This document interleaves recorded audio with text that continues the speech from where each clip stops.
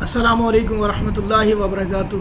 ایک سوال آیا کہ جی جنات کو حاضر کرنا کیسا ہے، کیا یہ صحیح ہے، اس کو حاضر کر کے علاج کرنا چاہیے؟ بعض اوقات ہم دیکھتے ہیں اکثر لوگوں کا علاج کرنے جاتے بھی ہیں، مریض آتے بھی ہیں ہمارے پاس، اور اکثر لوگ اس چیز کے اندر بڑا خوش ہوتے ہیں جب کوئی جن حاضر ہوتا ہے نا کسی کے اندر، مریض کے اندر، تو بعض اوقات تو لوگ ایسی باتیں کرنی شروع کر دیتے ہیں۔ قاری صاحب اس سے یہ پوچھیں یہ کس نے بھیجا ہے، اس کو کیوں آیا ہے، کون کرنے والا ہے، اس سے پوچھیں فلاں چیز کہاں پڑی ہے۔ مطلب وہ ان لوگوں کی ایک تو ایکسائٹمنٹ بھی ہوتی ہے، اور اس کے ساتھ ساتھ وہ یہ نعوذ باللہ اللہ معاف کریے سمجھتے کہ پتہ نہیں یہ جو جنات ہیں یہ غیب جانتے ہیں یا یہ ہر چیز کے بارے میں بڑا علم رکھتے ہیں اور یہ بڑا ہمیں فائدہ دیں گے، یہ اب حاضر ہو گیا، ہم اب اس کو اپنی مرضی سے چلائیں گے۔ دیکھیں میرے بھائیوں بہنوں، پہلی بات یہاں پہ یاد رکھیں کہ جنات کے اللہ تعالیٰ نے قرآن مجید میں جنات کے شیاطین کے حاضر ہونے سے ہمیں اللہ تعالیٰ کیا درس دے رہے ہیں کہ میری پناہ طلب کرو کہ یہ حاضر ہو جائیں۔ ان کے حاضر ہونے سے اللہ تعالیٰ ہمیں یہ سمجھا رہے ہیں کہ میری پناہ طلب کرو کہ یہ حاضر نہ ہو،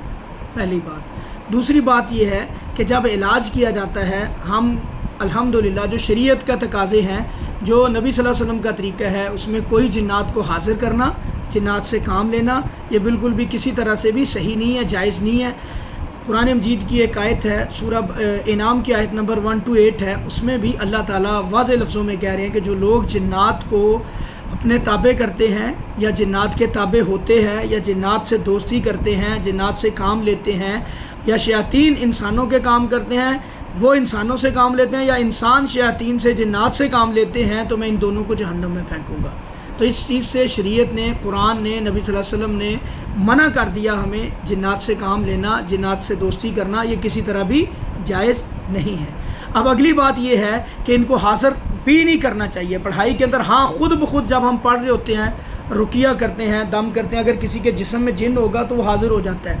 پڑھائی کے دوران، کیونکہ وہ اس پڑھائی کو برداشت نہیں کر پاتا۔ وہاں پہ طریقہ کار یہ ہونا چاہیے کہ اسے واضح و نصیحت کریں، اس کو خطبہ دیں، اس کو سمجھائیں کہ بھائی سیدھے رستے پہ آ جاؤ، یہ اللہ کا قرآن ہے، یہ نبی صلی اللہ علیہ وسلم کا فرمان ہے، اللہ کے نبی نے اس بات کی دعوت دی ہے، توحید کی دعوت دی ہے، نبی صلی اللہ علیہ وسلم کے فرما بردار بن جاؤ، سیدھے رستے پہ آ جاؤ، اللہ اور اس کے رسول کی اطاعت کر لو، تو یہ کام چھوڑ دو، کیونکہ یہ کام غلط لوگ کرتے ہیں، جادوگر لوگ کرتے ہیں، جادوگروں کا ساتھ دینے والا بھی جہنم میں جائے گا، کافر ہے، اور دوسرا جادو کرنے والا بھی کافر ہے۔ تو ان چیزوں سے باز آ جاؤ۔ یہ درس و تدریس، یہ واضح و نصیحت کرنے کے بعد اگر پھر بھی وہ شیطان نہ جائے تو اپنا رقیہ کریں، پڑھائی کریں، تو انشاءاللہ اس قرآن کا وہ مقابلہ نہیں کر سکتا، وہ بھاگ جائے گا اللہ کے فضل و کرم سے انشاءاللہ۔ تو ان کو حاضر بالکل نہیں کرنا چاہیے، بقایا ان سے سوال جواب بھی نہیں کرنے چاہیے۔ یہ بھی مریض کو، جس کے اندر ہوتا ہے شیطان، اس کو بڑی تکلیف دیتے ہیں، اس کے ساتھ بہت تکلیف والا معاملہ بنتا ہے، اور جس کے اندر جن ہوتا ہے، یہ اس سے پوچھیں اس کو بعد میں کتنی تکلیف ہوتی ہے جب حاضری ختم ہوتی ہے۔ تو اس کا بالکل ایسا کام نہیں کرنا، یہ بہت غلط کام ہے۔ اور جو لوگ ایسے سوالات کرتے ہیں کہ یہ فلاں چیز بتاؤ، فلاں چیز، یہ سب فراڈ، جھوٹ ہوتا ہے۔ شیاطین اپنے پاس سے ٹیوے لگاتے ہیں، جھوٹ بولتے ہیں، آپ لوگوں کو بیوقوف بناتے ہیں، ان کو کسی چیز کا علم نہیں ہوتا۔ قرآن کی ایک اور میں آپ کے سامنے روایت رکھتا ہوں، ایک اور فرمان نبی صلی اللہ علیہ وسلم کا، اللہ تعالیٰ کا رکھتا ہوں آپ کے سامنے، کہ جب سیدنا سلیمان علیہ السلام نے مسجد بنوائی، بیت المقدس بنوایا، مسجد اقصیٰ بنوائی، تو وہاں سے تعمیرات جتنی بھی تھی وہ جنات سے سیدنا سلیمان علیہ السلام نے کروائیں، اور جب سیدنا سلیمان ان کی مانیٹرنگ کر رہے تھے، ان کو دیکھ رہے تھے کام کرتے ہوئے، ایک چیئر کے اوپر بیٹھ کے، اور ان کے ہاتھ میں ایک بلکہ ڈنڈا بھی پکڑا ہوا تھا، اور بعد میں سیدنا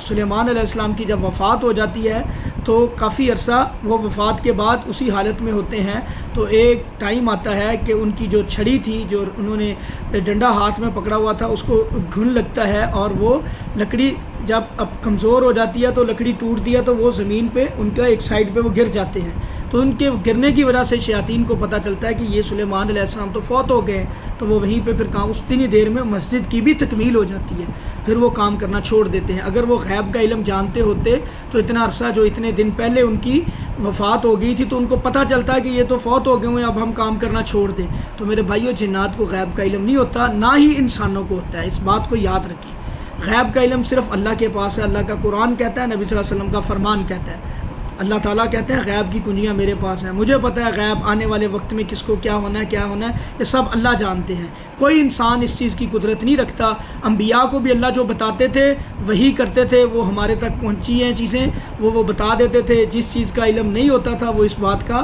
کبھی بھی انہوں نے نہیں کہا کہ یہ کل ہوگا، جو اللہ بتاتے تھے وہ ہمارے تک پہنچاتے تھے۔ تو میرے بھائی بہن، اپنا عقیدہ بھی خراب نہ کیا کریں، اپنا ایمان بھی، اس سے آپ کا ایمان خراب ہوتا ہے، اپنا ایمان بھی خراب نہ کیا کریں۔ تو نہ جنات کو کسی قسم کا غیب کا علم ہوتا ہے، یہ سب جھوٹ اور فراڈ ہوتا ہے۔ بعض اوقات ماضی کی خبریں یہ ہمارے ہمزاد سے پوچھ کے ہمیں دیتے ہیں، اس میں بھی ظاہری بات ہے وہ ماضی کا بیتا ہوا وقت ہوتا ہے، وہ ہمارے ہمزاد سے شیاطین ایک دوسرے کی مدد کرتے ہیں، جو اللہ نے ہمارے ساتھ لگایا ہے اس سے وہ معلومات لے کے آپ لوگوں کو دیتے ہیں، جس سے لوگ متاثر ہوتے ہیں۔ تو آنے والے وقت کے بارے میں صرف ایک اللہ ہی جانتے ہیں اور کوئی نہیں جانتا۔